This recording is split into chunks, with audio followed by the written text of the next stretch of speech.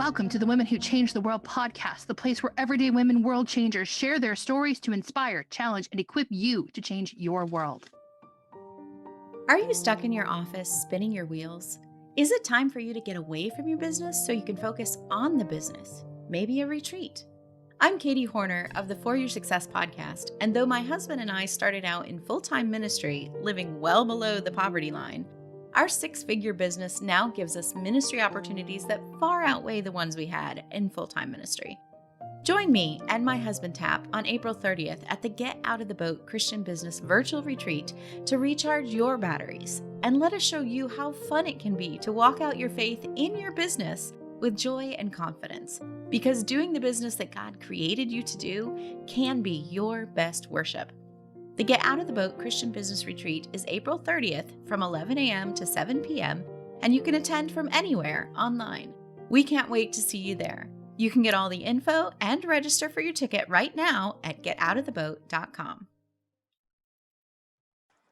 Hey everybody, I am so glad you are here. Today I am interviewing Cassidy Sloan. Cassidy, how are you? I am doing great. How are you? I am great. You look amazing. Aw, thank you so much.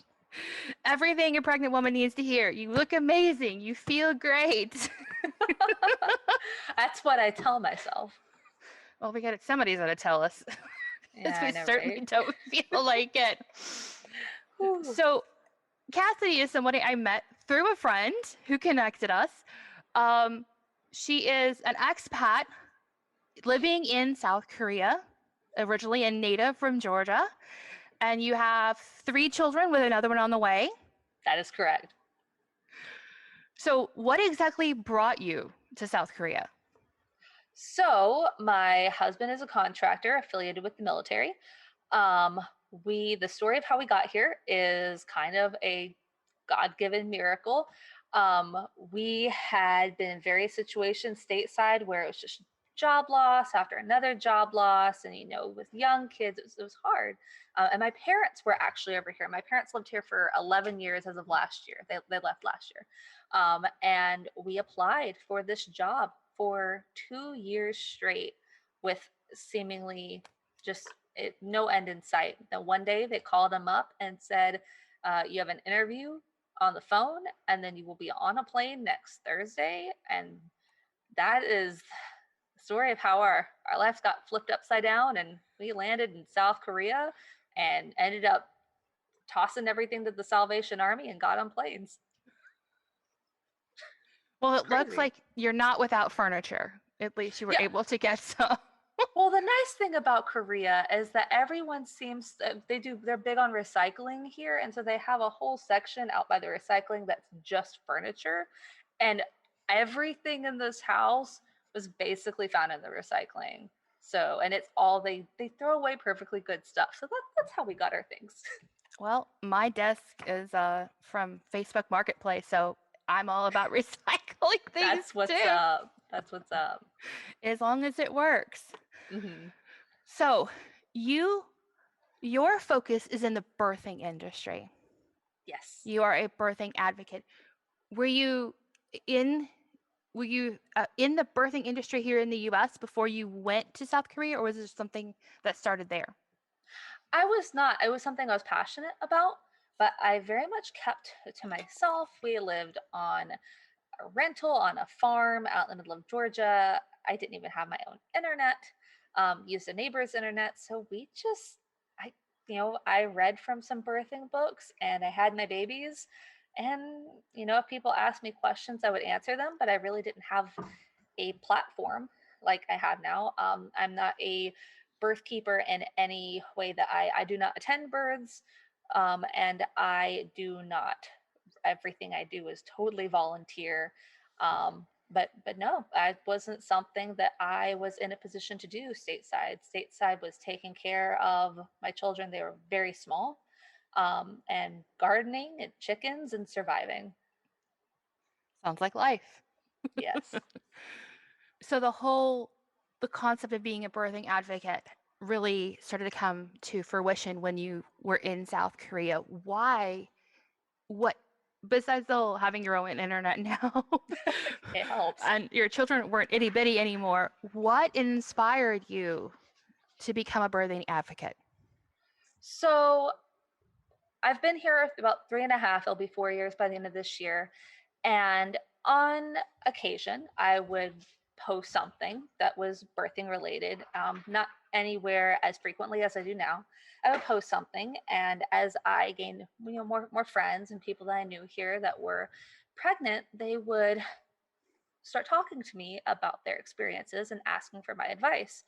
And it wasn't anything I took too seriously. I was like, oh, this is how I feel about this, and it kind of passed by. Well, then COVID happened. And if you know, I live right outside of Daegu. Daegu was second worst hit after Wuhan, China, before the rest of everything happened in the rest of the world. And so we were all terrified to leave our homes and didn't want to get sick. At that point in time, thankfully things have calmed down. But no one wanted to go into the hospitals because, oh my goodness, it wasn't even so much what if we get sick, it's what if we get quarantined in our homes for 2 weeks. And so the pregnant ladies around here were just like, I don't want to leave my house. And so I started putting out information about, my passion is unassisted birth or free birthing, which obviously is not for everyone, but it is an option that people do need to know about if they choose it, or if they're in a situation where they're not comfortable going into their local hospital or birthing center for whatever reason. So I started putting out information, and it kind of picked up steam from there once I got pregnant in September, October of last year. And so that's kind of how it all kind of catapulted off was, COVID, then my pregnancy, and now I just can't shut up. So, how have the people around you dealt with your pushing about you have a choice in birth? You don't have to do it the way everybody says you have to do it. What kind of challenges have you encountered with that? So that part's been interesting because it's been a mixed bag. A lot of people that I didn't know that were in my corner, I found them in my corner, asking me a lot of questions. I get questions from all over Korea, which is the interesting part. Up from Camp Humphreys, which is near Seoul and Pyeongtaek, I get questions from people down in Busan, people in Daegu. People. Most of them I've never even met. Um, and one woman, she was experiencing some difficulties in the hospital, and she said, Cassidy, I don't want to go back. And I heard from a friend that you are planning to birth unassisted. And I said, yes, I am. And, of course, I can't give medical advice. Um, Many of us who are in the birth world, in a birth keeper advocate aspect that do promote free birth and whatnot, we do not view birth as a medical event the majority of the time. While it can become a medical event and medical intervention, thank goodness it exists because it saves lives when it's needed.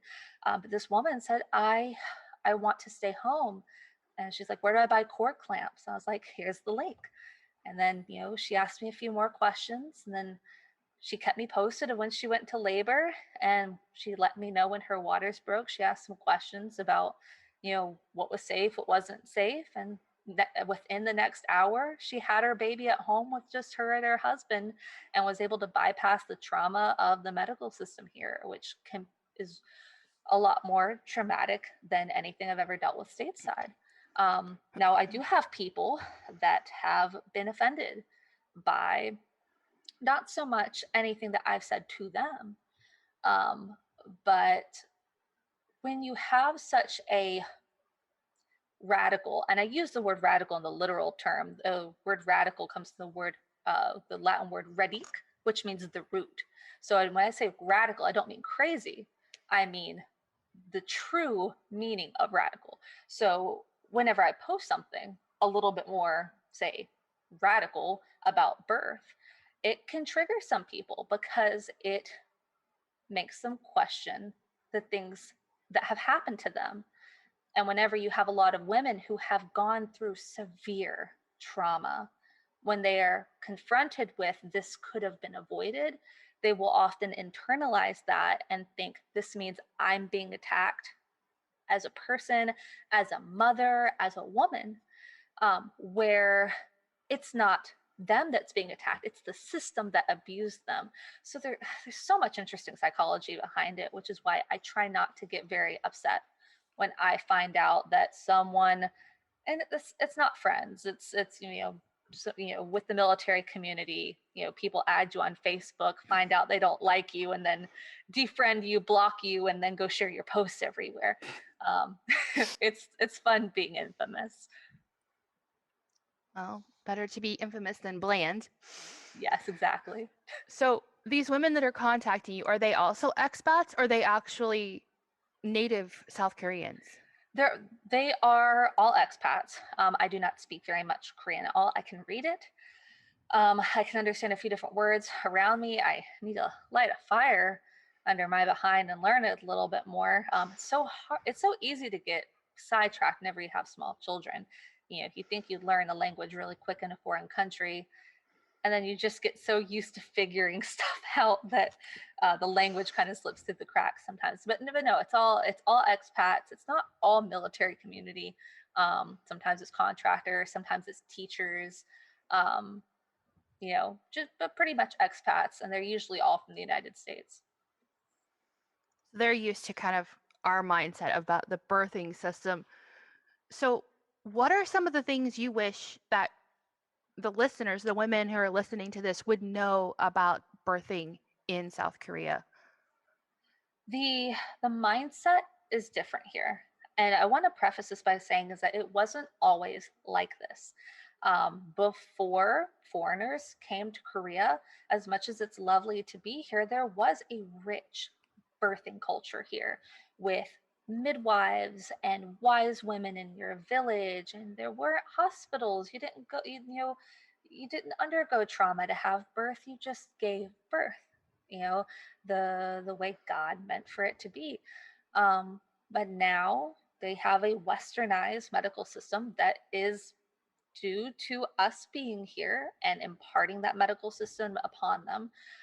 That's why I started the podcast, is so that more women could see what they're getting into before they come over here.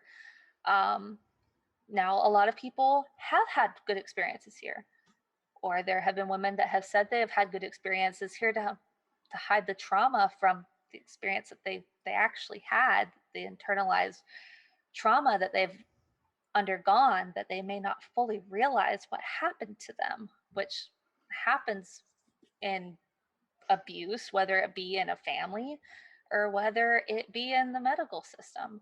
And yet some people are okay with that, and that's not my place to judge how you deal with um, what happens to you.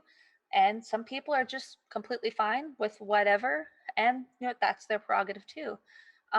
But there's a lot of differences between here and the States. In the States, you have a lot more options. It's mostly hospital births here. There are some birthing centers, um, that the language barrier is can be a huge deal when you're trying to plan your birth. Um, a lot of society here is built upon Confucian thought. And I learned this from a woman who was on my podcast recently, a prominent doula from Busan, who imparted this bit of knowledge to me. I didn't understand this at first, but being a Confucianist society, they consider it quite rude to question authority. So even if us as Americans, we ask questions because we want to know what's happening to us, we want a say in what happens to us and our bodies and our babies. Whereas here, it's not so much a think outside the box culture. It's very much you're an authority over me, so who am I to question you? And it can, for us foreigners, to them, whenever we ask questions, it can come off as rude and disrespectful, even though that's not what we mean. But then for us, we don't want things like they have almost a 45% C-section rate here. Most women who are here that have C-sections don't even know this. They think, oh, this was some crazy emergency that happened to me. It's like, no, this is what they do here. They do C-sections very, very well. They do surgery very well. It's like a factory, unfortunately. But uh, physiological birth, well, natural birth happens, but physiological, meaning mammalian, dark, quiet, undisturbed, asking for permission, consent. There is no consent culture here in the hospital, which consent is a big buzzword in the States right now, as it should be. Um, but it's not, they don't ask your permission before they cut an episiotomy, which is almost completely routine.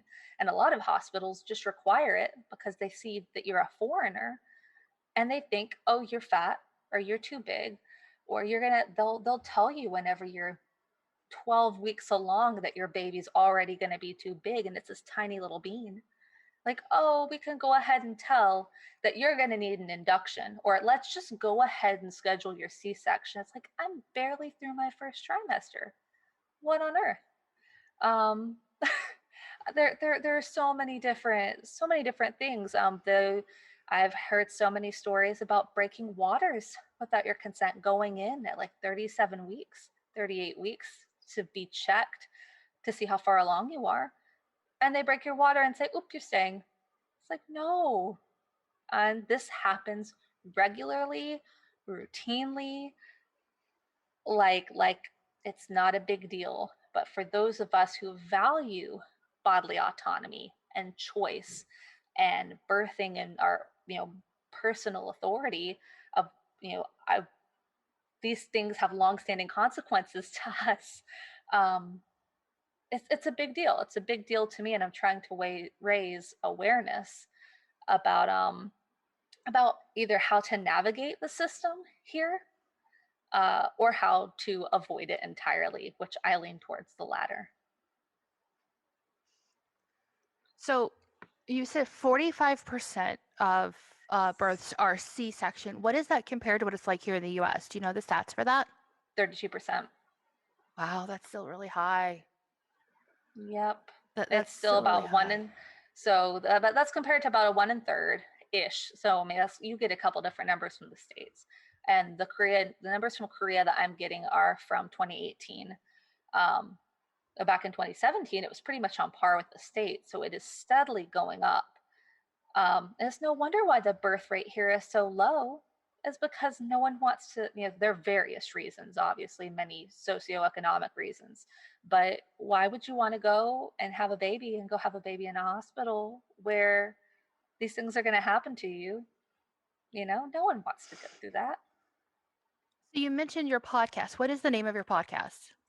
My podcast is the Birthing in Korea podcast. And I'm on my 5th episode. It should be releasing tomorrow. It was supposed to be released Sunday, but I am pregnant with 3 kids and perpetually tired, so things don't always come out on time. But no, it's called Birthing in Korea, and I speak to, so far it's been expats, but I am trying to find locals that I can talk to as well that will graciously speak English. Bless their hearts. I wish I could speak more of their language, and I'm working towards it. Oh, pardon me. But I invite women to tell their stories of birth here without judgment or input from me, without judgment or input from anyone else. Because while you can go onto, say, the Facebook groups here, which there are a few for expats here in Korea, and read people's birth stories, it's so much more personal and intimate whenever you can hear the tone, the inflection, you can hear what's going on with them. And so I have a wide range of women on the podcast. I've had home birth. I have a birth center one coming up. I've just recorded a planned C-section. You've had, a couple of different others that have had various, interventions and whatnot, but it's their story to tell. And it's, while the outcomes and the way that things happen would generally not be things that I would choose, it's so good for us all to be able to sit and listen to people's opinions that or opinions or things that have happened to them and be able to learn from them. And it also gives people an opportunity that are coming to Korea or that are newly pregnant here to be able to sift through these stories and judge for themselves um, what they want, what they don't want. And some stories will jive with some people and some won't for others. And so that's basically my goal, is for to be able to not even just so much raise awareness as to how things are here, but for these women to have the space to be able to say what they want to say regarding their birth. That makes sense. Having being heard is so important in any part of life, but especially when you've experienced trauma, it's even more important. So, what tips do you have for pregnant women in South Korea right now? That is an interesting one because it all depends on what you want as the individual.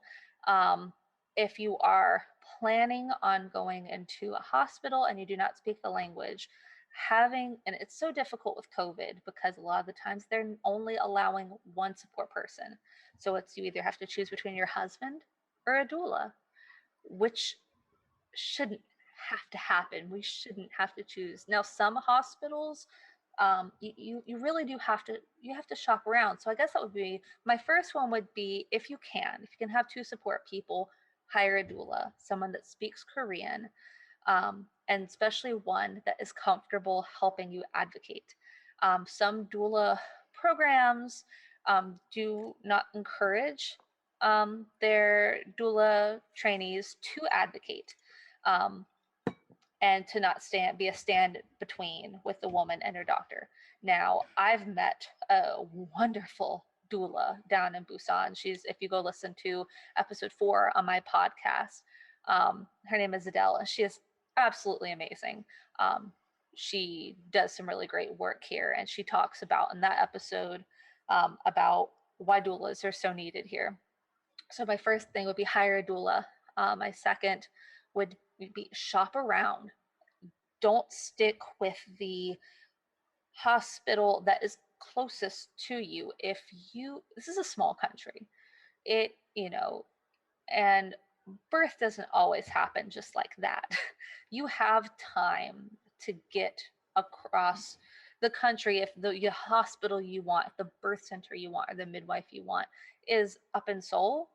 You can rent out a hotel, which are incredibly cheap here. Nice hotels for like 40,000 won, so like $35 a night, crazy cheap, and go and stay there for a couple days until you go into labor, so that you're not stuck at just whatever hospital is down the road. Pardon me. Um, Other things I wish women knew, and some tips, is that if you know that you don't want to go into the hospital system, you don't have to. You can do something called free birth or unassisted birth. Um, there are a couple different websites you can learn about. I usually recommend the Free Birth Society. They they have some really good podcast information. There are a handful of others that you could look up, but it's still kind of a niche group of people. But it's gaining more popularity as women are realizing that especially if you have the choice between, okay, go into this hospital and have all of these things done to me without my consent, or stay home, which could look a lot of different ways to a lot of different people. It could mean staying with your OB and going through your prenatal care and having an oops. Um, Me personally, I have done all of my prenatal care myself, which means I take my own blood pressure. I do a urinalysis and do those tests myself. I take my blood glucose levels myself. I measure my fundus. There are so many things that you can do yourself that's not rocket science, that's literally just a part of taking care of your body. Prenatal care starts with you, and I can't stress that enough. So if there are women out there who are not comfortable going into the system here and potentially undergoing abuse and trauma and obstetric assault, there is another way, and it's starting to gain popularity here. It's very popular in the States, just a lot of people don't talk about it. But it is, I predict over the next few years that it's going to be a more talked about option. But other than that, as far as tips and whatnot go, um, doula, shop around for your hospital, see what works for you. And if you can't find anything that works for you, look into free birth or look into unassisted birth, especially if you are low risk. It's a viable option. For those listening, the size of South Korea is not much bigger than the state of Indiana in the United States, size-wise, but the population in Seoul alone is bigger than the population in the entire state of Indiana. Just to kind of give you a size range, you can look on the map for that. But I want to tag on to that comment you made about prenatal starts with you. It sounds like something that if you had a billboard, you would put across it. Am I right? It's something I really push, because even if you have an OB, but you don't want to just rely on them and you say, something feels weird. Let me wait 4 weeks, especially with COVID. Sometimes it could be whole months in between appointments. Usually you'll have your one a month, but sometimes it could go out even longer than that. You can check in with yourself.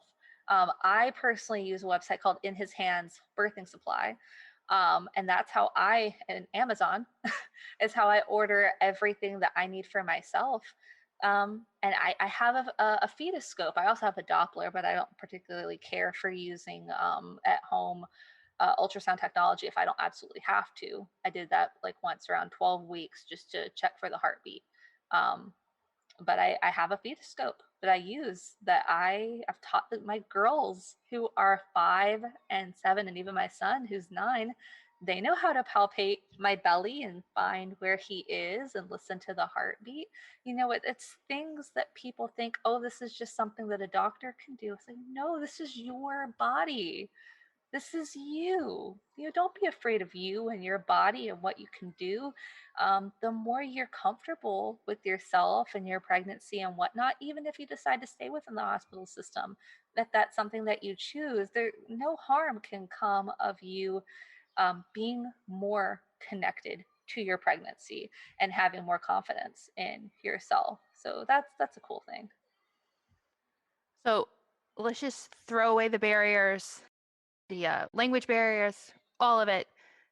And if you could have a project, like a pet project, while living in South Korea, what would you pursue? And what would you Oh, want to be known? Like, this is her.